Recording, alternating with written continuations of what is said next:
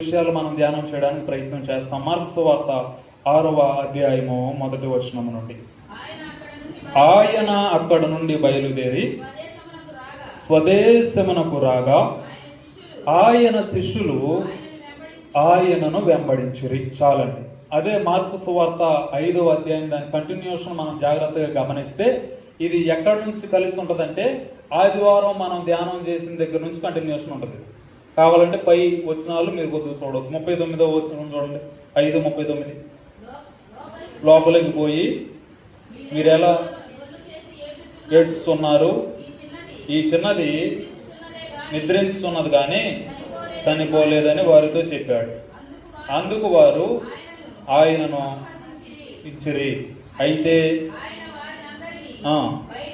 పంపివేసి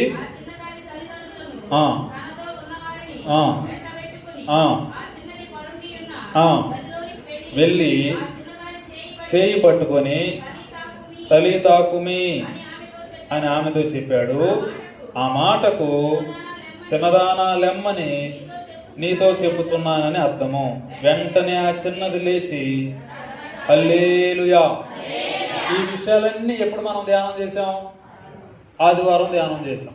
ఇదే continuation mark సువార్తలో Marco అనేటువంటి సువార్తికుడు దీన్ని కంటిన్యూ చేస్తున్నాడు. అనగా ఈ సిచ్యువేషన్ అంతా అయిపోయిన తర్వాత, అనగా వెళ్ళాడు, ఆమెను లేపాడు. ఎవరి విశ్వాసం ఆమెను లేపేలాగా చేసిందంటే యాయీరు యొక్క విశ్వాసం. యాయీరు అద్భుతమైనటువంటి విశ్వాసం కలిగినటువంటి వ్యక్తి. ఎందుకనంటే తన కుమార్తె ఎలా ఉందో చూసేటువంటి పరిస్థితులు వచ్చేటప్పుడే ఆయన మైండ్లో ఏం ఫిక్స్ అయిపోయి వచ్చాడంటే సావ సిద్ధముగా ఉందని ఎవరికి చెప్పాడు? యేసు ప్రభుకే చెప్పాడు. అయ్యా, నా కుమార్తె ఎలా ఉంది? సావ సిద్ధంగా ఉందని చెప్పాడు. అనగా చనిపోతుంది అని తెలుసుకునే వచ్చాడు. వచ్చిన తర్వాత ఆయనకు వచ్చినటువంటి ఆల్రెడీ న్యూస్ ఏంటంటే చనిపోయింది అని తెలిసింది. అది తెలియగానే ఆ మాటను ఎవరు కూడా విన్నారు? యాయీరుతో పాటు యేసు కూడా విన్నాడు. విని వెంటనే యేసు యాయీరుకి చెప్పినటువంటి మాట ఏంటంటే నమ్మిక మాత్రమే అనేది ఉంది. ఇంకేమొద్దు, నువ్వేముంచాలి ఇప్పుడు? నమ్మిక మాత్రమే ఉంచు, అక్కడ స్వస్థత వచ్చేస్తుంది. ఆ నమ్మిక ఆయన ఉంచాడు, స్వస్థత వచ్చింది. వచ్చిన తర్వాత ఇప్పుడు యేసు ప్రభు వారు ఎక్కడ ఉన్నారు అంటే ఆ ప్రదేశాలకు తిరుగుతూ కార్యాలు చేస్తూ ఉన్నారు. 6వ వచనంలో మనం చదివితే అక్కడ ఉంది, ఆయన అక్కడ నుండి బయలుదేరి ఎక్కడికి వచ్చాడు అంటే ఇప్పుడు వరకు ఎక్కడ ఉన్నాడు? విదేశంలో ఉన్నాడు. స్వదేశం కానిది ఏంటిది? విదేశం. ఇప్పుడు స్వదేశంలో ఆయన రావడానికి ముందు ఎక్కడ ఉన్నాడంటే వేరొక ప్రదేశంలో. దాని పేరే, అనగా ఈ కార్యములన్నీ ఎక్కడ జరిగినాయి అంటే కపెర్నహూములో ఉన్నాడు.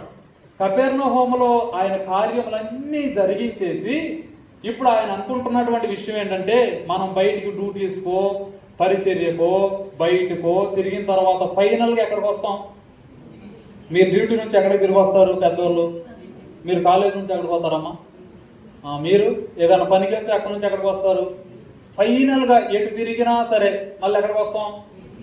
ఇప్పుడు దేవుడు బయట అంతా ఆయన పరిచర్యను జరిగించాడు.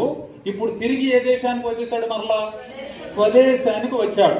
స్వదేశానికి ఎలా వచ్చాడు అంటే తన శిష్యులను వెంట పెట్టుకుని వచ్చాడు. శిష్యులు కూడా ఆయనను ఏం చేస్తూ వచ్చారు? వెంబడిస్తూ వచ్చారు. యేసు ప్రభు స్వదేశం నుంచి వెళ్ళేటప్పుడు ఒక్కడిగానే వెళ్ళాడు, అక్కడ పరిచర్య జరిగించాడు. మరలా స్వదేశానికి వచ్చేపాటికి ఎవరితో వచ్చాడు? శిష్యులతో వచ్చాడు. 2వ వచనం, విశ్రాంతి దినము వచ్చినప్పుడు ఆయన సమాజ మందిరములో బోధింపనారంభించెను. అనగా విశ్రాంతి దినం వచ్చేపాటికి ఎక్కడికి వచ్చాడు? ఎక్కడి నుండి? స్వదేశం, విదేశం. అనగా ఎగ్జాక్ట్ లిటరల్గా మనం ఆ వాక్యాన్ని తీసుకుంటే దేశాన్నే మారి వచ్చినట్టు. స్వదేశం అంటే అంతేగా. అనగా విశ్రాంతి దినములు దేవుని సన్నిధికి రావడం కోసం ఎంత దూరం నుంచి ఆయన వచ్చాడు? వేరొక కపెర్నహూము నుండి ఆయన సొంత దేశం. సరే, ఇదంతా కాదు. యేసు ప్రభు సొంత దేశం ఏంటి? ఇంకోటి ఉంది, ఎగ్జాక్ట్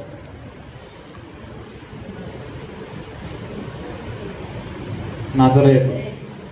నజరేతు వాడ యూదుల రాజా ఇమ్మానుయేలు, ఎన్నో పాటలు పాడతాం, వాటిలోనే వాక్యాలన్నీ ఉంటాయి. అయినా మనకు గుర్తుండవు. దేవుని యొక్క స్వదేశం ఏంటి? నజరేతు. ఎక్కడి నుండి వచ్చాడు? కపెర్నహూము నుండి ఎక్కడి వరకు వచ్చేసాడు? ఎందుకు? విశ్రాంతి దినము సమాజ మందిరములో ఉండడానికి వచ్చాడు. దేవుని యొక్క మందిరంలో ఉండడం కోసం ఒక వీధి, 2 వీధులు, 3 వీధులు దాటుకుని రావడానికి మనకి ఎంత టైం పడుతుంది? చాలా టైమే పడుతుంది. కానీ దేవుడు చూడండి, ఈయన మనకులాగా మనిషి కాదు. అలాగని చెప్పి చిన్న పరిచర్య కూడా అప్పటికే అద్భుతాలు, మరణించిన వారిని సైతం లేవనెత్తుతున్నాడు. అందరూ ఆయన చప్పట్లు కొట్టి దండాలు పెడుతున్నా సరే ఆయన దేన్ని మర్చిపోలేదు? విశ్రాంతి దినం నేను ఎక్కడికి వెళ్ళాలి, దాన్ని మాత్రం ఆయన మర్చిపోలేదు. ఆ దినాలలో సమాజ మందిరాలు ఎక్కడ ఉండేవి? యూదుల దగ్గరే ఉండేవి, వేరొక దేశాల్లో ఉండేవి కాదు. మనకి ఇక్కడ వీరికి ఒకటి ఉన్నట్టు అప్పుడు ఉండేవి కాదు, అక్కడే ఉంటుంది. కాబట్టి అంత దూరం నుండి ప్రభు అయిన యేసుక్రీస్తు వారు ఎక్కడికి వచ్చారంటే నజరేతునకు వచ్చారు. వచ్చిన తర్వాత జరుగుతున్నటువంటి సందర్భం, విశ్రాంతి దినము వచ్చినప్పుడు ఆయన సమాజ మందిరంలో ఏమి ప్రారంభించాడు అంటే బోధించడం. బోధించడం అంటే ఏంటి? చెప్పడం. ధర్మశాస్త్రమును, యూదులకు ఉన్నది ఏంటంటే మనకు ఇప్పుడు ఉన్నట్టు అందరికీ బైబిల్స్ ఉండవు. ఆ రోజుల్లో ధర్మశాస్త్రం అంటే 5 పెంటాటు అంటారు వాటిని, అనగా పంచ గ్రంథాలు. ఏంటవి? ఆదికాండం,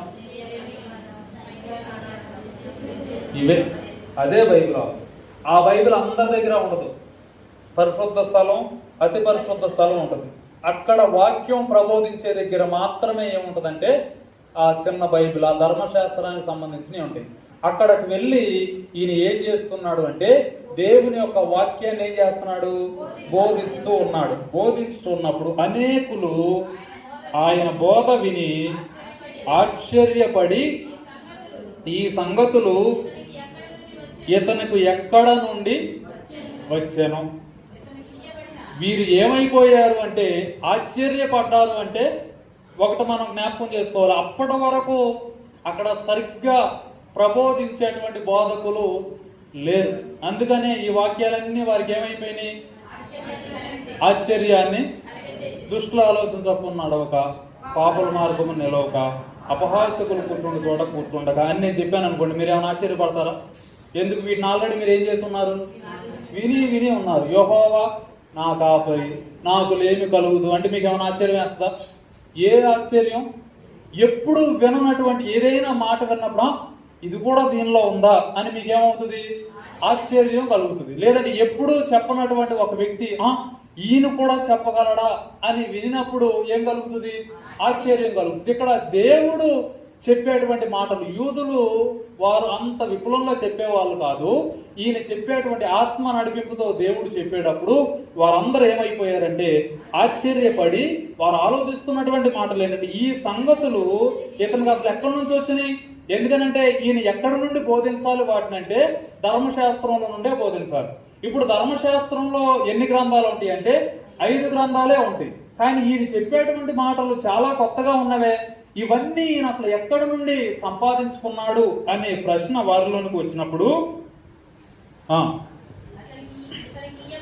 ఇతనికి ఇవ్వబడిన ఈ జ్ఞానము ఎట్టిది? ఇతని చేతుల వలన ఇట్టి అద్భుతములు చేయబడుచున్నవి. ఇదేమి? ఇతడు మరే కుమారుడు కాడా అని మాట్లాడుతున్నటువంటి సందర్భం. ఇవన్నీ ఎక్కడ జరుగుతున్నాయి అంటే ఆ సమాజ మందిరంలోనే జరుగుతున్నాయి. జాగ్రత్తగా మీరు గమనించడానికి ప్రయత్నం చేయండి. వారు అడుగుతున్నటువంటి మాట కనీస గౌరవం కూడా ఉండదు అక్కడ.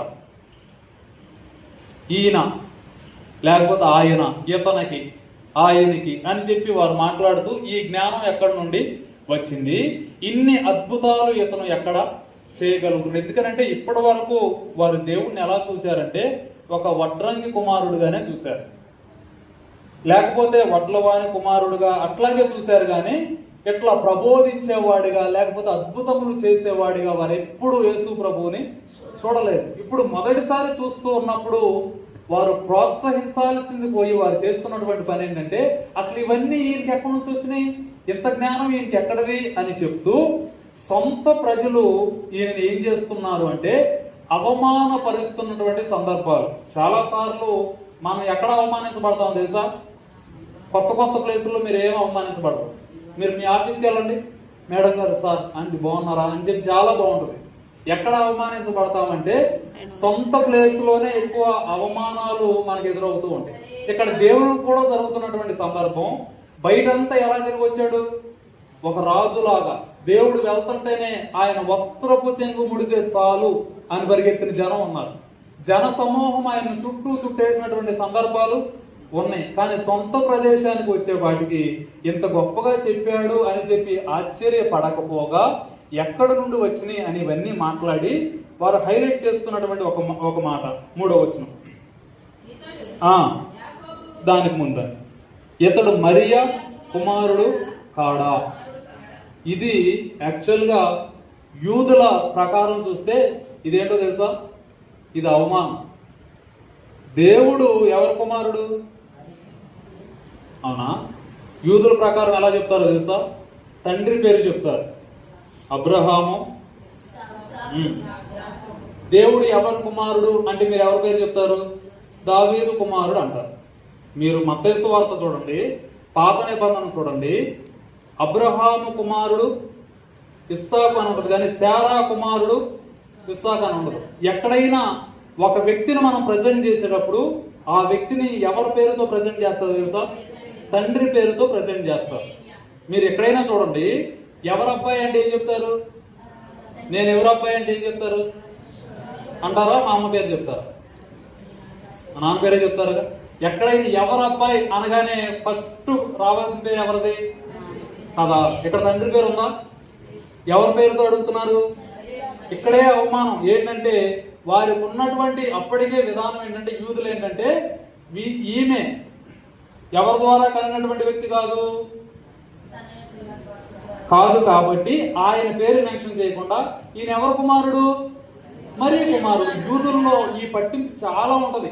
యూదుల ప్రకారం ఈ పట్టింపు చాలా ఉంటది. ఒక తండ్రి పేరు, కుటుంబ యజమానుడి పేరే చెప్తారు. మీరు మొత్తం తీసుకోండి, మత్తయి సువార్త 1వ అధ్యాయంలో చాలా జనరేషన్స్ ఉంటాయి. దానిలో చదవండి, మీకు ఏం కనపడతాయి? పురుషుల పేర్లు కనపడతాయి, స్త్రీల పేర్లు కనపడతాయి. స్టార్టింగ్ నుంచి చూడండి, అబ్రహాము కుమారుడు, దావీదు కుమారుడు, యేసు ప్రభు వంశావళి. అబ్రహాము ఇస్సాకుని కనెను, ఇస్సాకు యాకోబుని కనెను. కనింది ఎవరు? ఇస్సాకుని కనింది ఎవరు? శారా. కానీ ఇక్కడ పేరు ఎవరికి ఉంది? ఇప్పుడు యేసు ప్రభుని కనింది ఎవరు? మరియే. కానీ ఎవరి పేరు ఉండాలి? కానీ వారు ఏమని అడుగుతున్నారు? వీడు మరియే కుమారుడు అంటేనే పాయింట్ ఏంటి అసలు? అక్కడ అవమానమేగా. ఇప్పుడు చెప్పకూడదు కానీ మామూలుగా ఫ్యామిలీస్ ఉన్న వాళ్ళకి తండ్రి పేరు కాకుండా వేరుగా మాట్లాడతారు కదా, అలా మాట్లాడినట్టే కదా. ఎక్కడ? సమాజ మందిరంలో.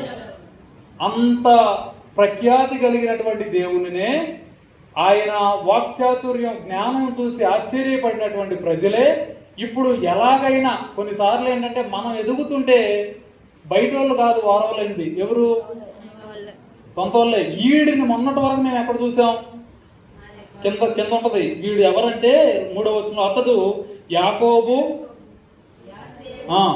యోదా, సీమోను అనువాని సహోదరుడు, వడ్లవాడు కాడ, ఈతని సహోదరి మనులందరూ మనతో ఉన్నవారు కారా అని చెప్పుకొనుచు ఆయన విషయమై ఏం పడ్డారు?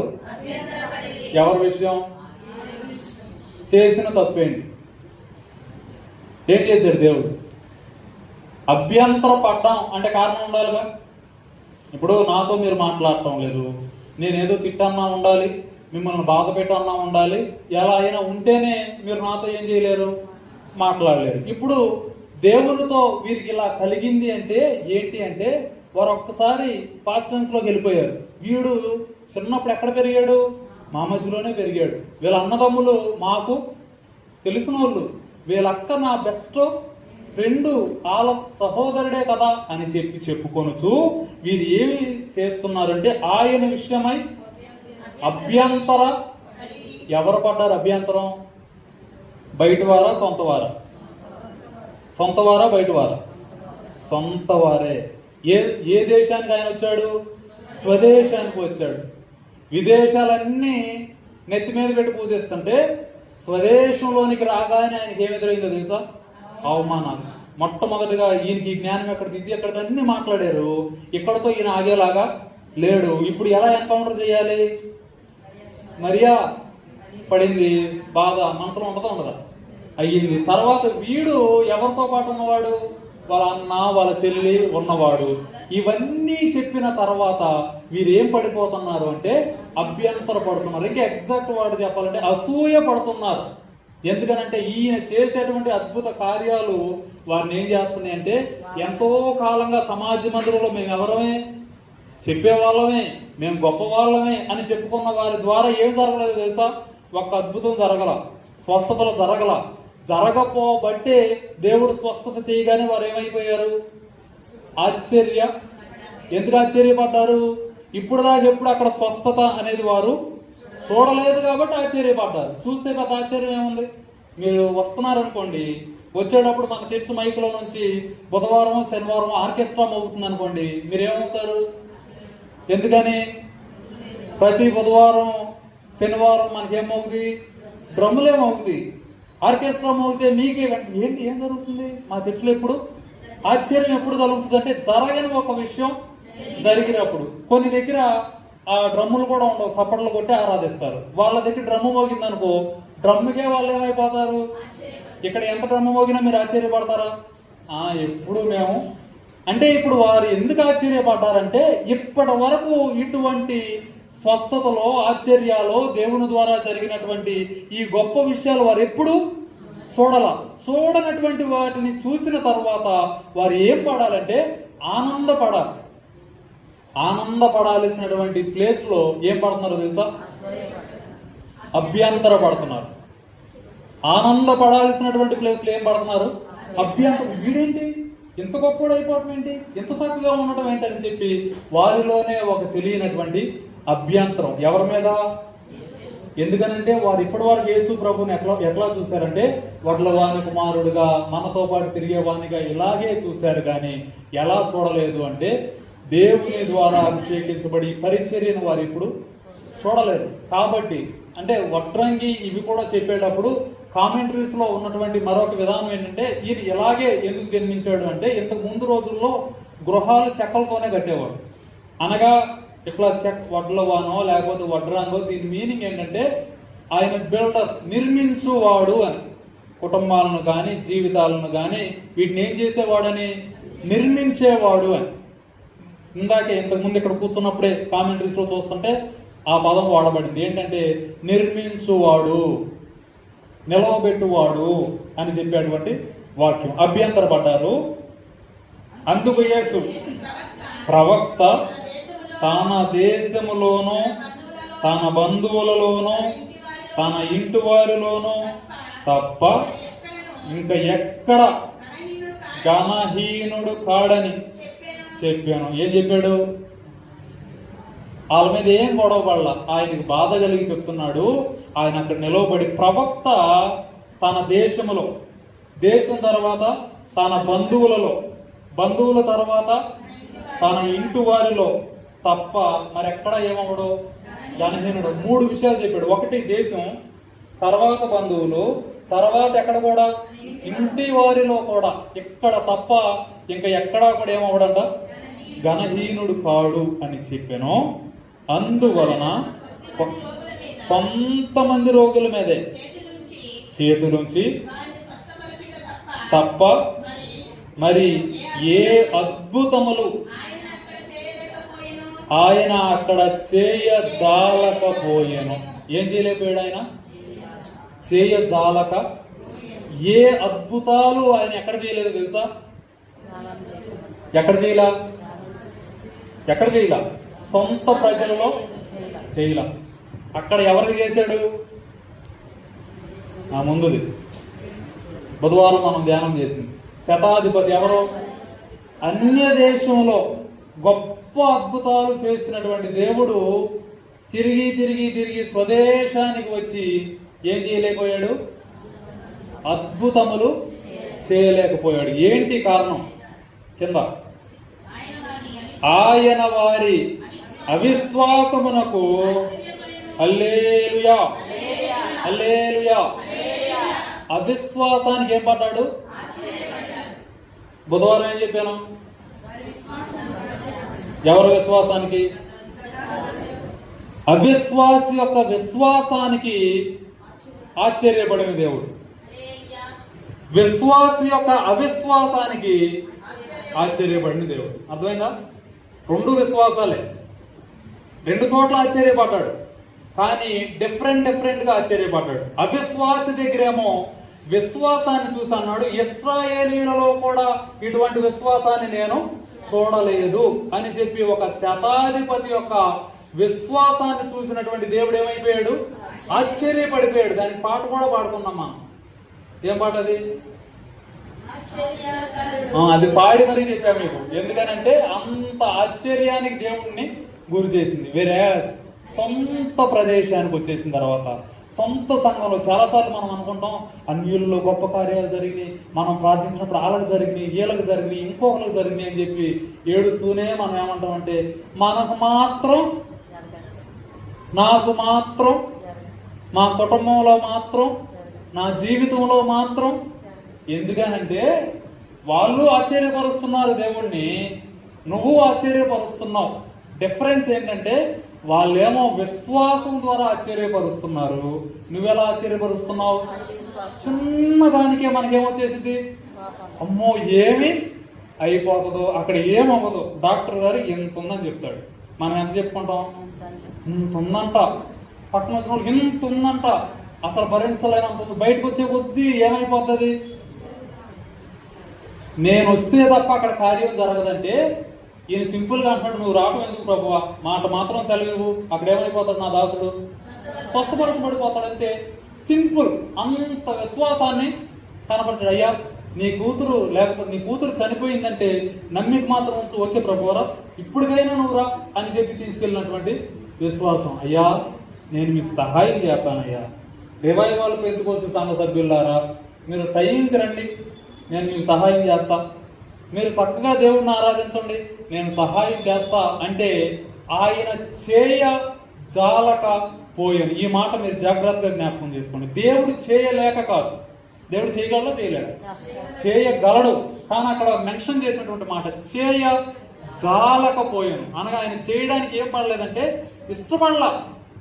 ఎందుకనంటే వారు అంతగా ఏం చేస్తున్నారంటే ఆయన్ని అవమానిస్తున్నారు. మీరు అనుకుంటారు మేము ఎప్పుడు ఇలా పేర్లు చెప్పి దేవుడిని అవమానం చేయలేదు అని నువ్వు అనుకుంటున్నావు.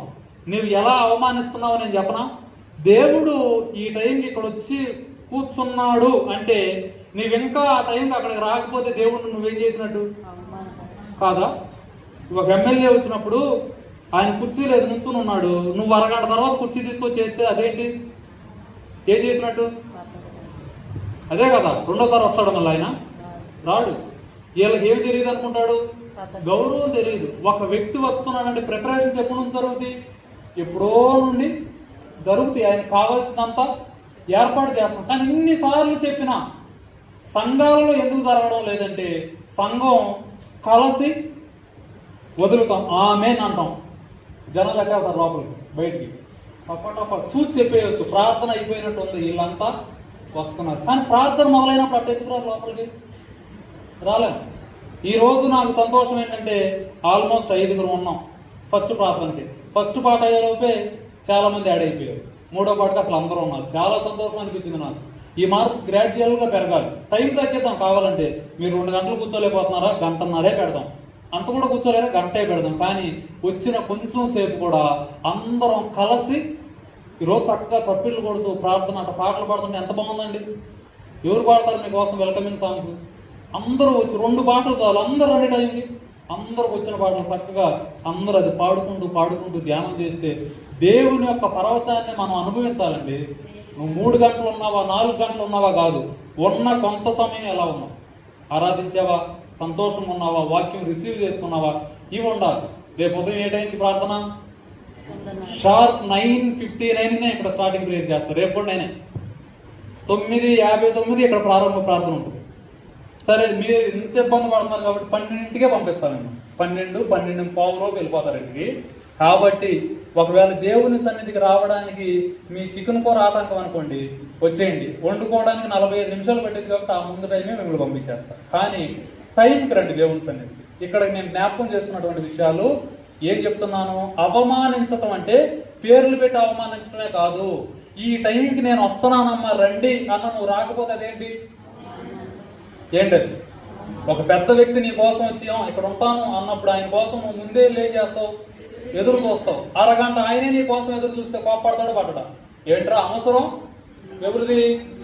ప్రయాసపడి భారము మోగిస్తున్నా రండి, మీ ప్రయాస నేను తీస్తాను అన్నవాడి దగ్గరికి ప్రయాస ఉన్న వాళ్ళే ముందు రావాలి.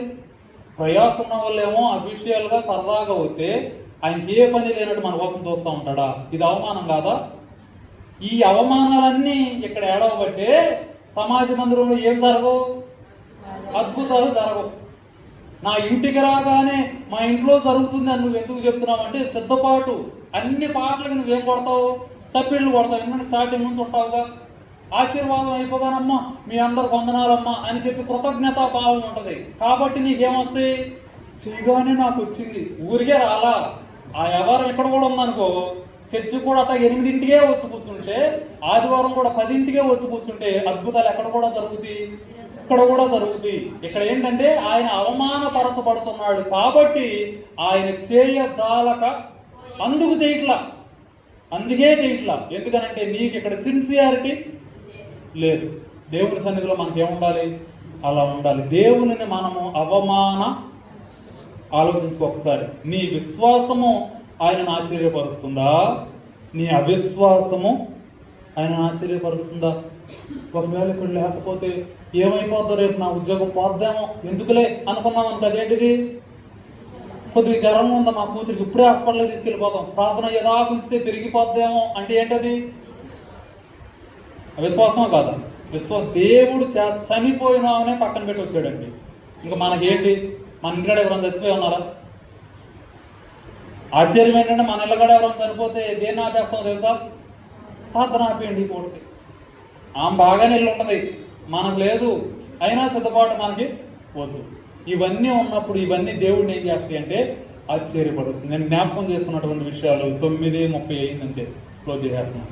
విషయం ఏంటంటే దేవుడు మన ద్వారా కొన్నిసార్లు ఏం చేయబడుతున్నాడు? మనమే అభ్యంతరపడిపోతున్నాం, అవమానపరచబడుతున్నాడు. కాబట్టి ఆయన ఏమి చేయజాలకపోయాను? ఇక్కడ మరి ఏ అద్భుతములు చేయజాలకపోయాను? తర్వాత అంటాడు వారి అవిశ్వాసమునకు ఆయన ఆశ్చర్యపడ్డాడు. ఆ అవిశ్వాసము ద్వారా ఏం పొందుకోలేకపోయారంటే కార్యాలు పొందుకోలేకపోయారు. అవిశ్వాసం ద్వారా ఏం పొందుకోలేకపోయారంటే అద్భుతములు వారి జీవితాలలో పొందుకోలేకపోయారు. ఈ రోజు మనం కూడా అటువంటి స్థితిలో ఉంటే ఆలోచించాల్సినటువంటి విషయం, నీ అవిశ్వాసం ద్వారానే కుటుంబాల్లో మనం ఏం పొందుకోలేకపోతున్నాం? కార్యాలు, అద్భుతాలు, స్వస్థతలు మనకు ఎందుకు జరగడం లేదంటే మనం ఎలా ఉన్నామో తెలుసా? అవిశ్వాసం. ఈరోజు మనం నేర్చుకోవాల్సినటువంటి విషయం ఏంటంటే విశ్వాసము. నువ్వు దేవుని సన్నిధిలో ఎలా ఉండాలి? విశ్వాసమున దేవుడు నాకు చేస్తాడు. ఆ గట్టి విశ్వాసం. షడ్రకు, మెషకు, అబేద్నెగోలు దేవుడు మమ్మున అగ్నిలో నుండి కూడా తీసుకురాగలిగిన సమర్థుడు. ఒకవేళ తీసుకురాకపోయినా అక్కడ చనిపోతాం, కానీ ఆయనే మాకు దేవుడు. ఇది విశ్వాసం. తీసుకురాక ఏం చేస్తాడు చెప్పు? 4 పిల్లలను ఆయన వదిలేస్తాడా? వదిలేడు, తీసుకొస్తాడు. కానీ ఏం ఉండాలంటే మనకి విశ్వాసం. ఈరోజు జ్ఞాపకం చేస్తున్నటువంటి విషయం, ఒక అవిశ్వాసిలో విశ్వాసం చూసి ఆశ్చర్యపడిన దేవుడు ఒక విశ్వాసిలో, ఇప్పుడు స్టార్టింగ్ నుంచి మీరు చెప్పండి. ఒక అవిశ్వాసిలో ఆశ్చర్యపడిన దేవుడు ఒక విశ్వాసిలో అవిశ్వాసాన్ని చూసి ఆశ్చర్యపడినటువంటి దేవుడు. 2 విషయాలు దేవునిని ఆశ్చర్యపరిచిన విషయాలు ఏంటంటే అవిశ్వాసి యొక్క విశ్వాసం, ఒక విశ్వాసి యొక్క అవిశ్వాసం. అవిశ్వాసి యొక్క విశ్వాసము స్వస్థతను తీసుకురాగలిగితే, అవిశ్వాసి యొక్క విశ్వాసము చనిపోయిన వ్యక్తిని లేపగలిగినట్లయితే, ఒక విశ్వాసి యొక్క అవిశ్వాసము బ్రతికి ఉన్న వాడిని సైతము పూజ చేసుకున్నటువంటి సందర్భాలు. కాబట్టి మనం ఆలోచించుకోవాల్సినటువంటి విషయాలు, మనము కూడా విశ్వాసులముగా ఉంటున్నటువంటి మనము ఏం కలిగి ఉండాలి? విశ్వాసం కలిగి ఉండాలి. అట్టి రీతి అయినటువంటి విశ్వాసం కలిగి దేవునిని ఘనపరచి, దేవునిని పూజించి, దేవుణ్ణి ఆరాధించి ఆయన ద్వారా అనేకమైన అద్భుత కార్యములు మనము పొందుదుము గాక. ప్రార్థన. కృప కలిగి